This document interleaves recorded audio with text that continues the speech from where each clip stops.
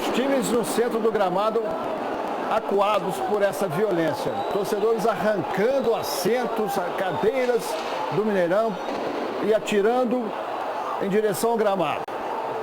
Algumas pessoas foram feridas com esse ato. E o Alterosa Alerta com Stanley Guzmán daqui a pouco vai mostrar o que aconteceu depois de toda essa confusão. Olha só, depredação do patrimônio é o mínimo que se pode incriminar essas pessoas. Tem torcedor que está dizendo, poxa, calma, então a polícia chega para tentar abafar o movimento. Realmente foi um ato tresloucado depois do já decretado o rebaixamento, porque a essa altura o jogo estava no final, estava 2-0 Palmeiras. Agora, Leopoldo, no jogo anterior que teve, aí eu fiquei com tanta dó do rapaz que jogaram uma cadeira no rosto dele, quebrou um monte de dentes, machucou o rosto todo. Como que um cruzeirense pode fazer com o outro? A gente não pode fazer nem com outro time.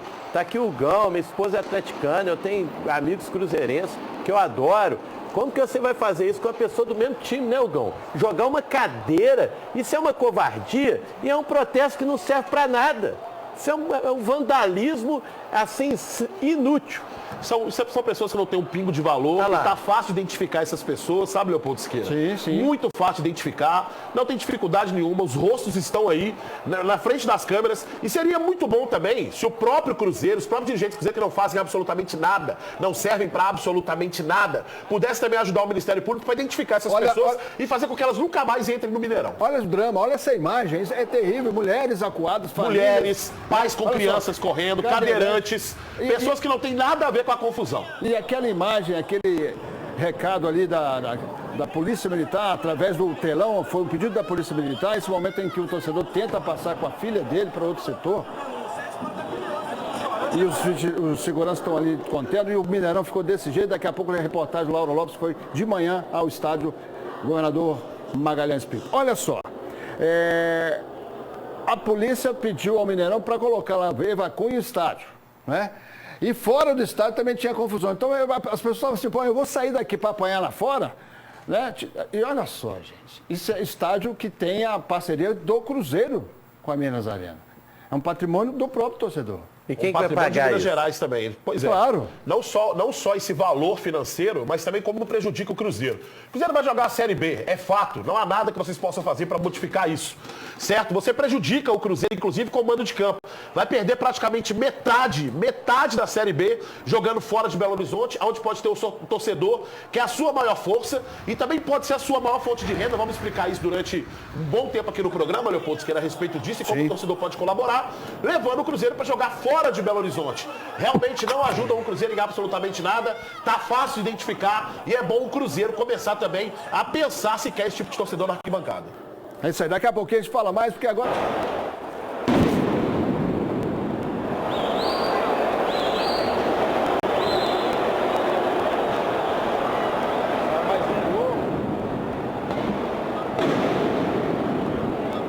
Torcedores correndo do lado de fora, cada um para um lado. Situação muito tensa aqui no Mineirão, placas derrubadas. Olha só que situação, o que gerou o Cruzeiro neste... Olha ali, pega uma descida do outro lado. Olha só, torcedores apoiando a polícia, tiro de borracha, olha só. Que situação, cena de guerra no Mineirão. Que situação, o que virou o Cruzeiro neste 2019. Olha só, gente. Poxa, que situação, medo total, né? Medo total, moço. Eu não estou aqui. Olha lá, eu não estou aqui, não. Eu tô com medo de tomar uma bala de borracha, eu tô com medo. A gota d'água para acontecer essas cenas lamentáveis foi o ato final do Cruzeiro nessa Série A. Em campo, de novo um time completamente apático e sem força. Não poderia dar outro resultado a não ser o primeiro rebaixamento da história do clube. Os gols do Palmeiras foram marcados por Zé Rafael e Dudu. Por tantas confusões, jogo terminado aos 40 minutos do segundo tempo. Aqui, Dodô, fala com a gente. Jadson, o Ederson chorando muito também, indo levado pro doping, o Marcos Rocha abraçando o Ederson chorando copiosamente. Maurício, Pedro, fala com a gente. Ninguém falando com a imprensa. Fred, fala com a gente. Se os jogadores não falam, a torcida, essa é só cobrança. O Cruzeiro, mesmo com esses jogadores que não merecem a torcida que tem, veio e aí com um resultado que estava muito negativo para o Cruzeiro sair da segunda divisão, compareceu e aí saiu no final de jogo com uma guerra que ele não merecia isso, que é tudo culpa da diretoria do Cruzeiro e dos jogadores que não são capazes de vestir a camisa do Cruzeiro. Eu conheço várias pessoas que tiram dinheiro do seu bolso para ver o clube ficar maior e outras pessoas que estão no clube o inverso. E pífios, time horroroso, cara, todo mundo desmotivado. Apareçam e falem. Clima ruim, né, cara? Porque a gente que é torcedor, fanático, vem em todos os jogos do Cruzeiro. Você vê o que esses jogadores fizeram aí, isso aí já vem desde o início do ano, né? Estavam tentando tampar o sol com a peneira, mas isso aí já era anunciado que ia acontecer já. Aliás, revolta não faltou este ano para o cruzeirense, que agora, mais do que nunca, vai ter de mostrar a sua paixão pelo clube e não cenas de terror que aconteceram no Mineirão.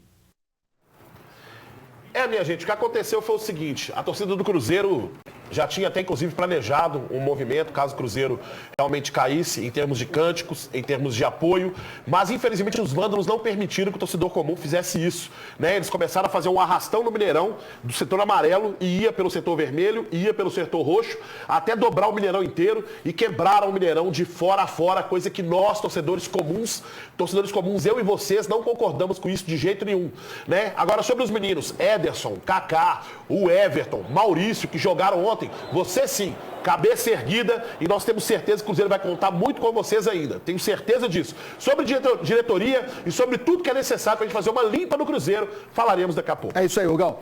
Havia merecimento na permanência do Cruzeiro na Série A? Por tudo que foi feito fora de campo e dentro de campo, não. Mas havia esperança nesse último jogo. Momento em que o Botafogo faz 1-0, 38 do primeiro tempo com o Marcos Vinícius. Primeiro gol dele na temporada. Esse é o momento no Mineirão. Tela dividida na edição do Dudu aí, ó. Aí, nesse momento, estava caminhando tudo bem, né? Leopoldo Siqueira, eu sou um cara muito sincero, todo mundo sabe disso, sempre falei a verdade para todos aqui, os meus colegas de trabalho sabem disso. No momento que apareceu o gol do Botafogo lá, sabe o que eu fiz? Eu fiquei olhando pro jogo do Cruzeiro e falei assim, olha, não tenho perspectiva nenhuma pela forma como o Cruzeiro está jogando aqui. É isso que a gente está vendo aqui, ó. O gol do empate do Ceará. Tristeza. Mas pensa num time ruim, esse time do Ceará. O time para ficar ruim, ele tem que melhorar demais. E o Cruzeiro consegue ser pior, viu, Fael Lima? O Cruzeiro consegue ser pior que o Ceará. Porque nesse momento o Cruzeiro também não estava fazendo nada em campo. Nada, absolutamente nada. Não fez nenhuma jogada de perigo, nada que de repente fizesse com que o seu torcedor se animasse na arquibancada. Quando o Ceará tomou o gol lá, que o Botafogo fez o gol, quem fez o gol foi o Marcos Vinícius, que era um jogador muito valoroso aqui, e eu valorizei muito ele aqui nessa bancada aqui, valorizei demais, falei que o Cruzeiro estava perdendo um bom jogador, e é um bom jogador sim pro Cruzeiro, né? Quando fez o gol lá, eu fiquei olhando pro campo e falei assim, ó, eu não tô tendo perspectiva nenhuma com o Cruzeiro aqui. Só se for um milagre, um pênalti, o VAR chamar para alguma possibilidade, porque o Cruzeiro não se ajudava em campo. Mas com 3 volantes, do jeito que o Adilson joga, não tem a mínima chance de fazer mas o Adilson Batista sempre foi 3 volantes a vida toda. Depois a gente analisa taticamente, no compacto, taticamente, né? Depois, só falar uma coisa aqui. 2020 é ano bissexto, um dia a mais do Cruzeiro na Série B, então. Beleza, Toledo? e com o Adilson, vocês podem ficar com a barbinha de molho aí para a Série C, viu? E o Atlético um ano a menos porque não tem bi, né, velho? Mas não é nem dia para eu falar essas coisas. Com tanto problema na diretoria, né? Investigação policial, acusações, suspeitas, imoralidades. O torcedor, infelizmente, ficou doidão, né? Cenas lamentáveis aconteceram no Mineirão. Na lente do Vandeci, do Jorge, você vai vendo aí o momento em que aí o torcedor quer mudar de setor porque tem confusão perto dele, enfim, uma coisa que sai do controle, né, Hugão?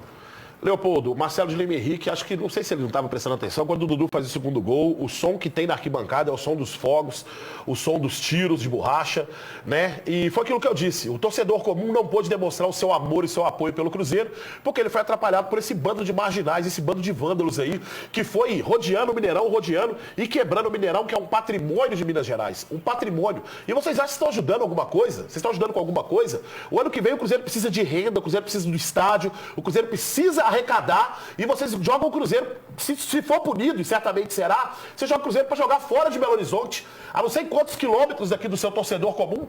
Você não colabora com absolutamente nada, você não está ajudando com nada fazendo isso. Quer provar o quê? Que você é mais macho que alguém? A sua revolta tinha que ser mostrada durante a temporada, protestando de maneira ordenada. Hoje, por exemplo, de manhã, não tinha ninguém pedindo absolutamente nada na frente da sede ou dos clubes do Cruzeiro. Não estou falando em depredar, nem quebrar nada, não. Estou falando nada disso não é isso que eu estou falando.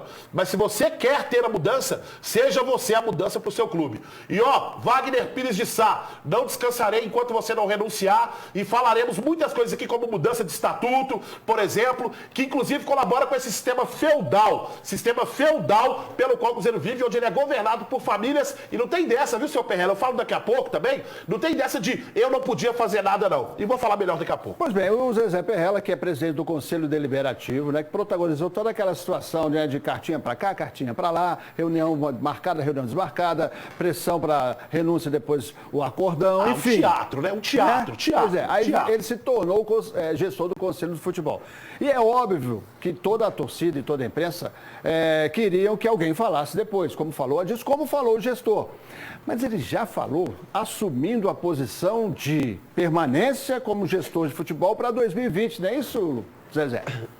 Nós vamos ter que fazer um condomínio de credores, chamar esse pessoal todo, parcelar tudo isso, entendeu? Porque nós temos primeiro administrar essa dívida, não é? E o Adilson sabe, é lançar a garotada. Quem sabe a gente consegue vender um aí por 10 milhões de euros, né? Ou coisa assim. O Cruzeiro só vai acertar a sua vida se ele conseguir fazer alguns negócios com os jogadores. Quero ficar para ajudar a reconstruir e voltar o Cruzeiro para o lugar que nunca deveria ter saído, que é a segunda divisão. Obviamente eu só continuarei se eu tiver respaldo de quem realmente é dono do Cruzeiro, é dos torcedores. Então, eu fiz uma enquete aqui, você pode participar ainda no @alterosaesp, no Twitter do Autora Esporte, e no @LeopoldoAE também. No meu Twitter aqui, vamos ver. Temos, Lugão? Temos. 3.215 votos. Zezé Perrella é o mais indicado para reconstruir o futebol do Cruzeiro? Estão votando mais de 3 mil.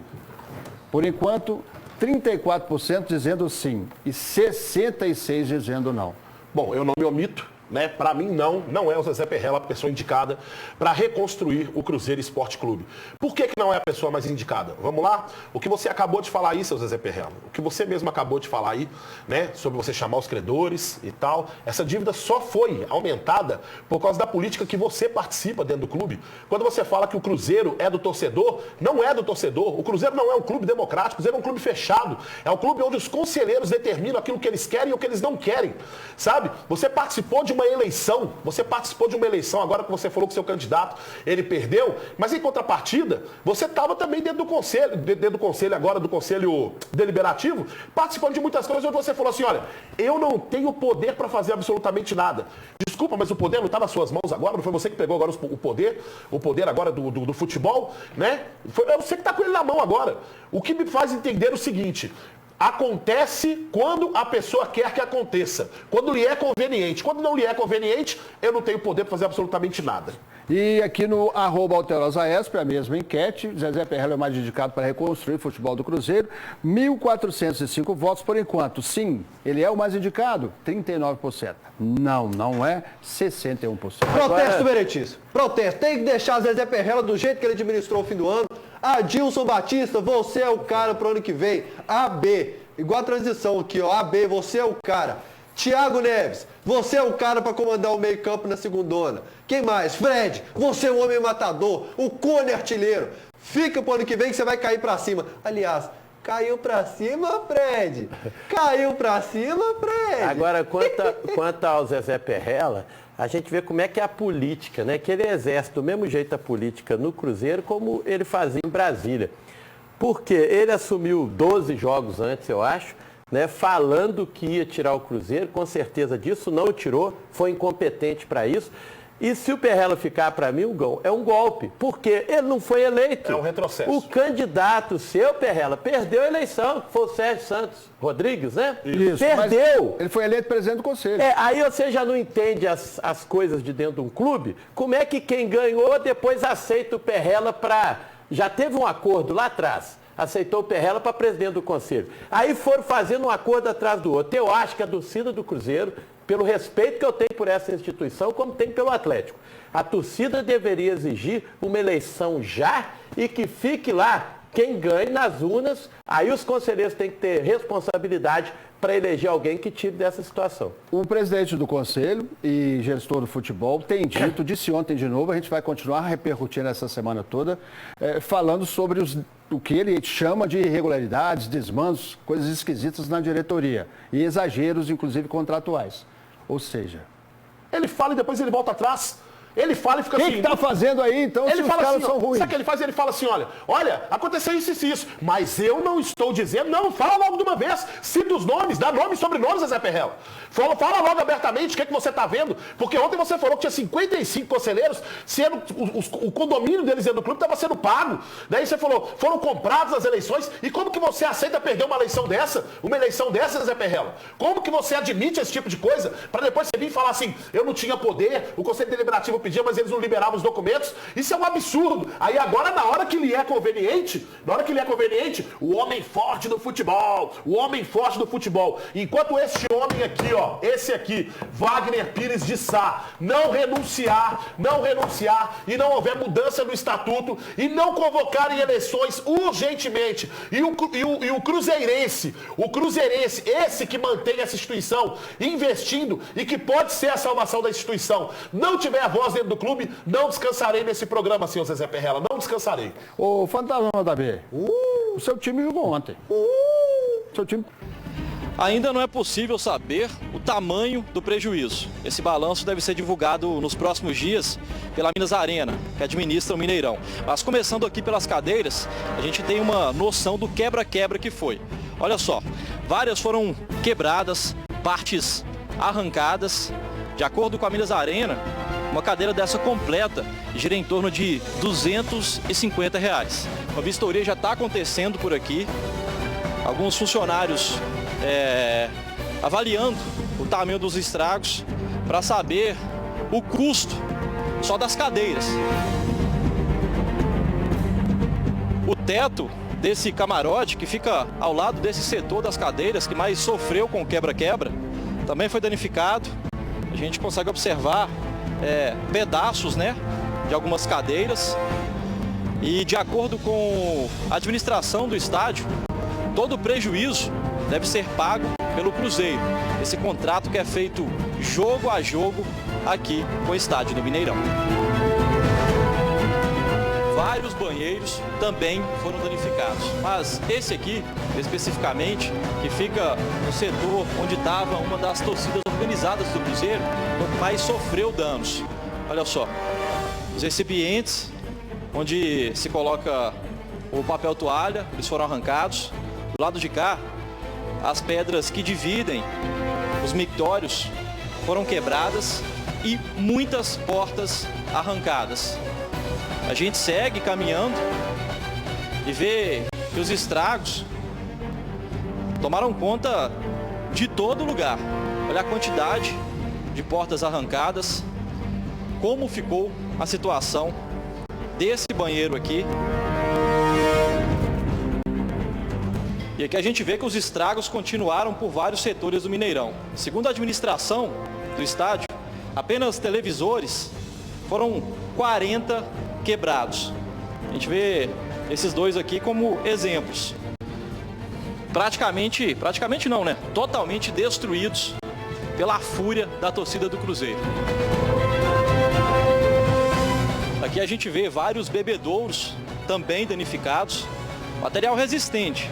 Isso mostra a força que a torcida usou para quebrar tudo isso. Esse banheiro aqui estava fechado durante o jogo. Olha só o detalhe. A porta foi arrombada por alguns torcedores que também destruíram vidros, pias e vários outros materiais também dentro deste outro banheiro do Mineirão.